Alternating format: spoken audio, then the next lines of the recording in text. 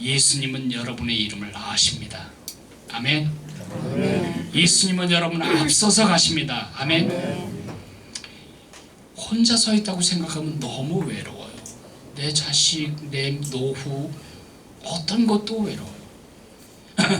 우리는 앞에 가시는 대책 있는 우리 목자 계세요. 예수님은 여러분을 보호해 주십니다. 아멘. 예수님은 여러분을 먹이십니다. 예수님은 여러분을 위해 손해를 감수하십니다. 예수님은 여러분을 사랑하십니다. 예수님은 여러분을 그 가슴으로 아십니다. 내 마음을 나처럼 알아줄 사람은 이 땅에 아무도 없습니다. 예수님만이 알아주십니다. 예수님은 이른 우리를 찾아주셨습니다. 맞습니까? 네. 그러면 뒷페이지로 돌리면 이제 리더 양으로서 나는 어떻게 해야 되는가? 리더 양으로서 나는 내 마을 식구의 이름을 알아야 합니다. 리더 양으로서 우리 예수님이 나에게 해준 걸 그대로 하는 겁니다. 양에 앞서갑니다. 앞서간다는 말이 뭐죠? 모본을 말하는 거겠죠. 이런 식으로 하면 돼. 그렇게. 양을 보호합니다. 이들이 실망하고 좌절할 때, 자살하고 싶어 할 때, 이혼하고 싶어 할 때, 이들이 가정을 포기하고 싶어 할 때, 이들이 성장해 가기를 포기하고 싶어 할 때, 이들이 주님을 떠나고자 할 때, 이단이 약탈질을 할 때 그들을 지켜야 하는 것이 목자예요. 그 다음에 예수님이 날 먹이시는 것처럼 나도 하나님의 말씀으로 그들을 먹이는 겁니다. 예수님이 나를 위해 손해를 감수해 주신 것처럼 나도 내 손해를 감수하는 것입니다. 물질을 손해보는 것이 가장 큰 손실이 아닙니다. 사랑할 때 제일 내기 손해보기 어려운 게 뭔지 아십니까? 시간입니다. 사랑한다면 시간을 내는 것입니다. 여러분이 오늘 이 자리까지 오신 것은 무슨 증거냐면 예수님 사랑하는 증거입니다. 사람들은 그렇게 안 생각하는 것 같지만 실제로는 사랑하는 사람에게 시간을 내는 것입니다. 주님께 시간이 없다면 그거는 주님에 대한 가치 사랑하지 않기 때문입니다. 여러분이 가족을 위해서 시간을 내잖아요. 그 다음에 양을 사랑한다. 예수님이 나를 사랑하는 것처럼 나도 그들을 사랑하는 겁니다. 예수님이 가슴으로 날 알아주시는 것처럼 나도 내 가슴으로 그들을 알아주는 것입니다.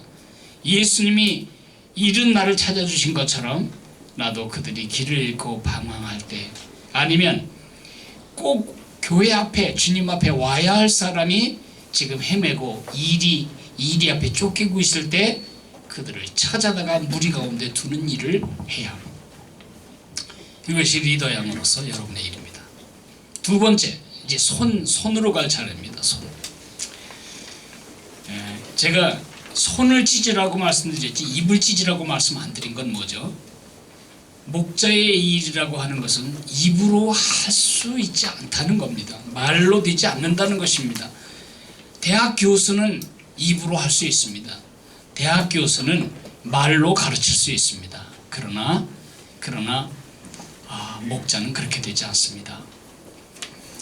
크리스천 티처의 5대 기능이 있는데 이것이 크리스천 목자의 5대 기능이기도 합니다. 첫째, 손가락에 쓰시겠어요? 엄마가 되는 겁니다. 첫째 손가락에 엄마는 자녀들을 돌보는 거죠. 두 번째 농부, 두 번째 손가락에 농부 영적 성장을 촉진하는 것입니다. 농부가 식물을 키우진 않아요. 그러나 심어놓고 물이 모자르는지 병충해가 있는지 혹시 죽진 않았는지 늘 돌보고 싹이 나고 자라도록 도와주는 영적 성장 촉진. 세 번째 친구. 목자는 친구가 되는 것입니다. 누구에게 말할 수 없어도 목자와 같이 이야기할 수 있어야 합니다. 그 다음에 코치, 학생을 무장시키는 겁니다. 이들이 그냥 늘 그 젖병이나 물고 있는 사람이 아니라 이들이 잘 자라서 하나님 나라를 위해 월드컵 대표 선수 같이 쓰임이 될 그런 주님의 일꾼으로 코칭해서 세우는 것입니다. 그 다음에 아버지입니다. 작지만 우리 작은 교회인 마을을 잘 감독하고 이끄는 일을 하는 것입니다. 근데 제가 그 표의 맨 끝에 보면, 아버지라고 썼나요? 맨 끝에? 맨 끝에 손가락이네. 맨 끝에 보면 이렇게 써 있습니다. 그리스도의 직임을 대행하는 것이다.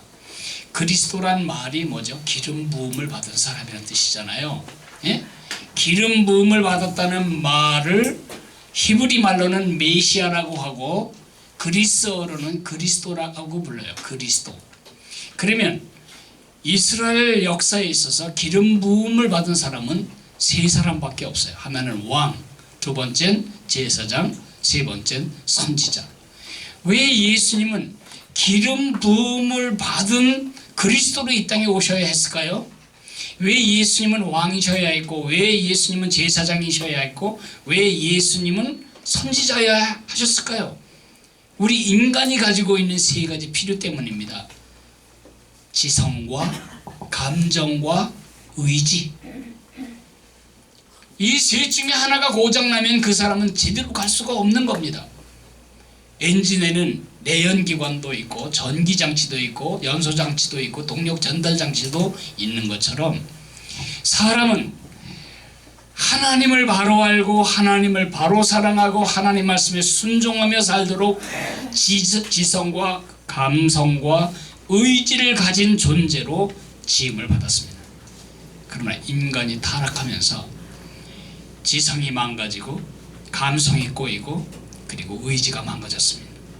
이런 망가진 우리를 회복하시기 위해서 예수님은 그리스도, 이 세 가지를 치유하고 회복할 수 있는 왕으로 선지자로 제사장으로 오신 겁니다. 그 왕과 제사장과 선지자의 직임을 대행하는 사람이 누구냐 하면 바로 목자입니다. 여러분이 예수님의 사역의 대행자입니다. 이것이 여러분이 자신을 보아야 할 바른 눈입니다. 하늘에서 오신 목자께서 여러분 안에서 여러분과 함께 여러분을 통해 지금 그의 양떼들을 돌보고 계신 것입니다. 저는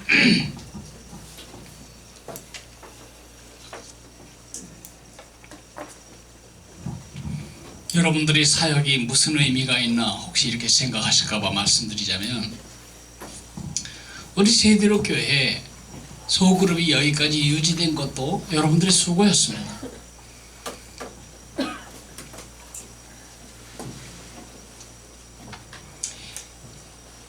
특정한 사람의 이야기를 듣는 건 교회에서 굉장히 조심스러워요. 왜냐하면 그러면 또 시험에 드니까요. 네. 우리 이 경우 하나만 제가 예를 들어 보겠습니다. 이 여러 케이스 중에 하나입니다. 이 중고등학교 선생님이나 초등학교 선생님은 오후 5시쯤에는 퇴근을 하십니다. 그러면 그 시간이 아주 배가 너무너무 고픈 시간입니다. 이복경 권사님이 그 배고픈 선생님들이 학교에서 퇴근하여 오실 때에 제가 봐도 눈이 이렇게 크게 띄어질 아주 정성스러운 간식을 마련해 놓고 선생님들을 맞고 그들의 이야기를 들어주고 정말 어디 가서 울부짖어 말하고 싶은데 할 수 없는 그들이 모여서 그 집의 아들을 위해서, 그 집의 남편을 위해서, 그 집의 어머니를 위해서 서로 얼싸안고 기도하면서, 그죠? 그렇게 많은 여선생님들이 우리에게 권사님이 되셨습니다. 소그룹 하나가 얼마나 엄청난 일을 하는지, 나는 그런 권사님들을 볼 때 내 설교로 저들이 자랐다고 생각한 적이 없습니다.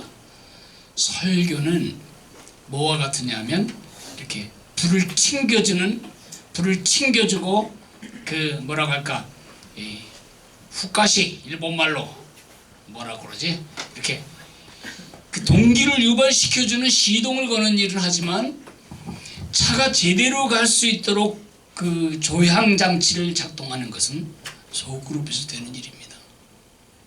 예수님이 저를 사용하시는 것처럼 여러분을 사용하기를 원하시는 겁니다. 제가 할 수 있는 일을 여러분에게 위임하는 게 아니고 제가 할 수 없는 일을 여러분에게 하나님이 위임하시는 겁니다. 한번 생각해 보세요. 지금 아이가 심각한 우울증에 걸렸는데요.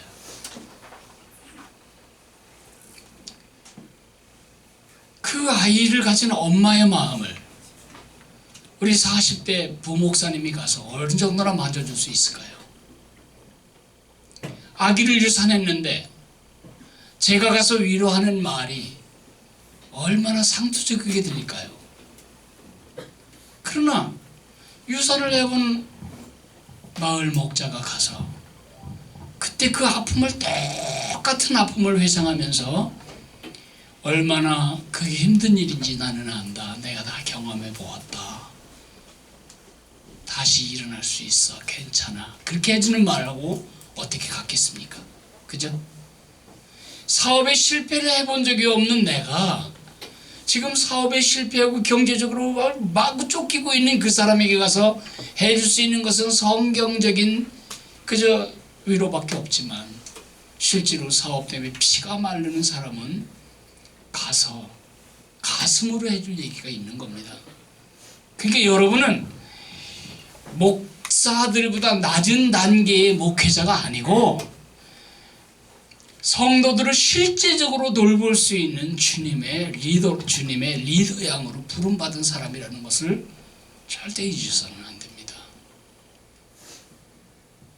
자식 속 썩어본 사람만이 자식 속 썩어본 사람 마음을 진정으로 이해할 수 있습니다. 자녀 때문에 고통당하는 아줌마가 자녀 때문에 고통당하는 아줌마를 이 가슴으로 치유할 수 있는 겁니다. 그죠? 네.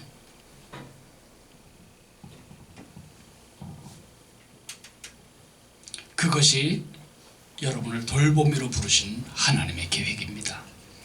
세 번째 마을 목자는 촉진자라고 하겠습니다. 촉진자란 말이 좀 잘 안 와닿으실 텐데 영어로 facilitate라고 합니다. 촉진자는 그룹 안에 힘이 생기도록 밟는 엑셀레이터 페달과 같은 사람입니다.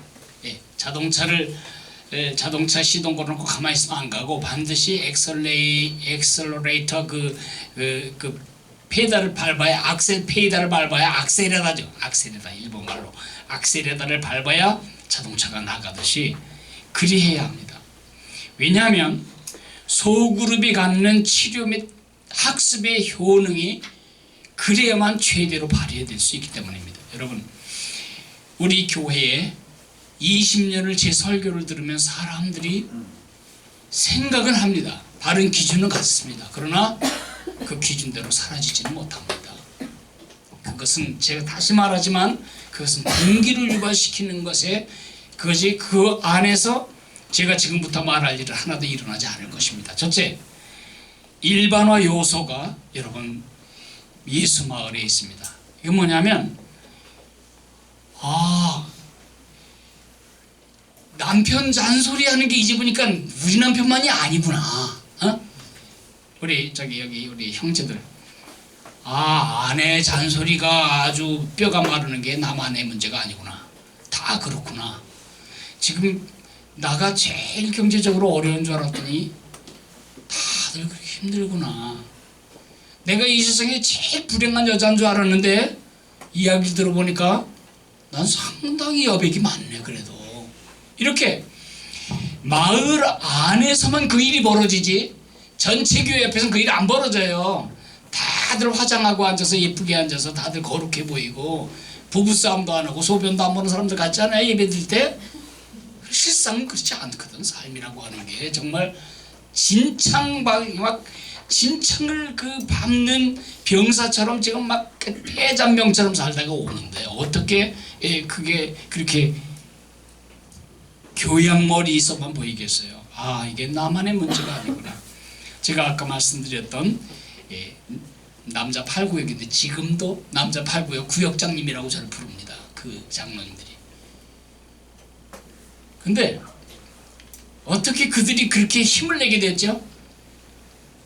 진짜 나 실패했다 그 말을 인정하기가 진짜 어려운 사람이 나만이 아니구나. 다 그런 마음이구나. 그러면서 서로가 치료가 되는 거예요. 두 번째, 인격적 상호 학습 요소가 있습니다. 모두가 서로에게 학생이 되고 모두가 서로에게 선생이 되는 학습기관은 예수마을밖에 없습니다. 여러분이 선생으로 가르치는 것이 아닙니다. 여러분이 해야 할 일은 모두가 모두에게 선생이 되도록, 모두가 모두를 통해서 배우도록 분위기를 조성하는 사람이 바로 목자가 됩니다. 모방의 요소가 있습니다. 이야기를 들어보니까 아, 저런 거라면 나도 할 수 있겠는데? 나도 한번 그렇게 해봐야 되겠다. 그게 모방의 요소입니다.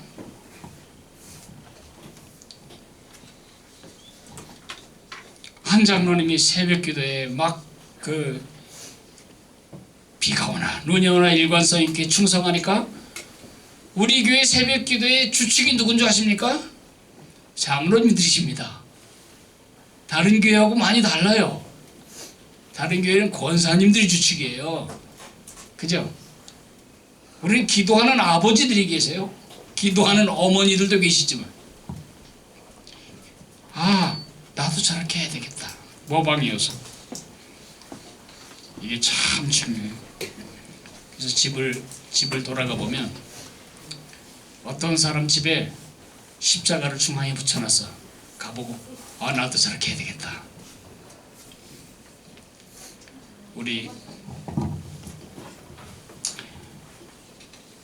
형수가 4분인데요. 넷째 형수는 좀 형편이 안 되고, 세 형수네 집에 가면 처음에 다 똑같아. 한 집에 자개장 들여놓으면 다 자개장으로 가. 그게 모방의 요소. 그게 꼭 있어야만 될 것 같고, 그죠? 예. 여러분 냉장고 어느 집에 가서 좋으면 열어보고 뜯어보고 이렇게 다 보고 그 다음에 살 때 그걸 선택할 가능성이 커지잖아요. 그게 우리의 삶을 공개하는 이유예요. 그게 마지막으로 카타르시스 요소.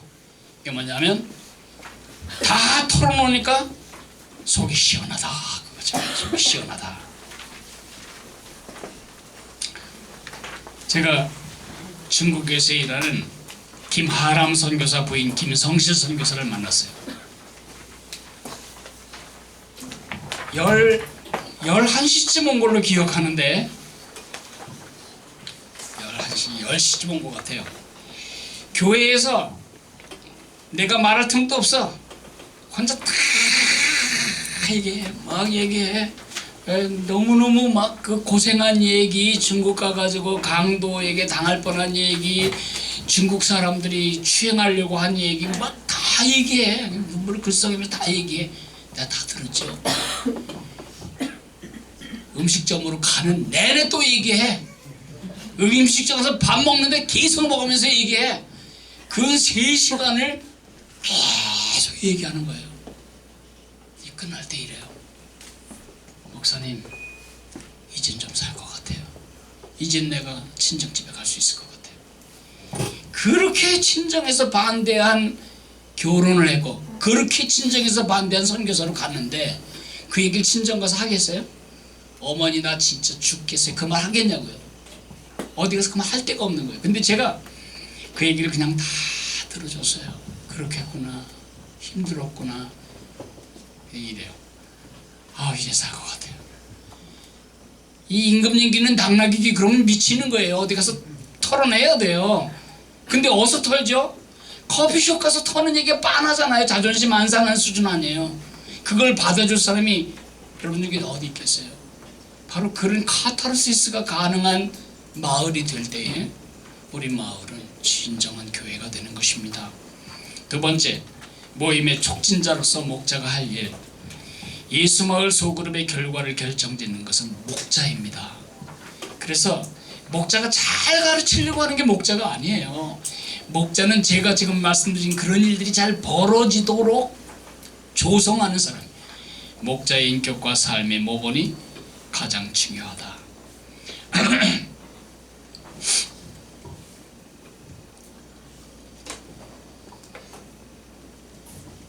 제가 유학 중에 달라스의 유학 중에 달라스 영락 장로교회 장로 6분을 소그룹으로 1년 동안 제가 섬겼어요. 그런데 너무 삭막한 거예요. 말하자면 차 한 잔이 없어.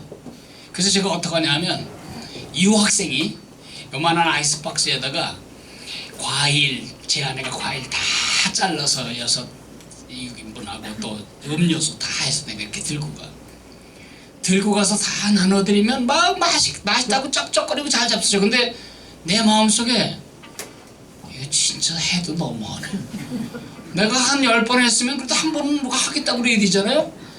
아니 그 인간들이 전혀 안 해. 그래서 1년 내내 제 아내가 싸준 간식으로 그 소그룹이 끝났어요.